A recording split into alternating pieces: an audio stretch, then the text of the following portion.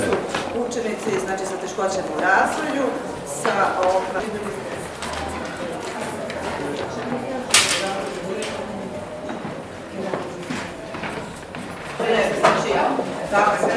to je suterenski prostor, ovdje imamo kuhinju u kojoj se distribuiraju obroci za učenike koji su ujedno i korisnici socijalne pomoći. Ovo je školska trpezarija u kojoj učenici ručavaju i koja je izuzetno sportski, za kategoriju populacije, pa je upravo mesta. Sada vidite u prostoriju u kojoj učenici, rekla sam, tokom cele godine svake nedelje po 10 časa udržavaju svoje tenis na svim republičkim gradskim takmičenjima za kategoriju učenika osvajaju prvo mesta.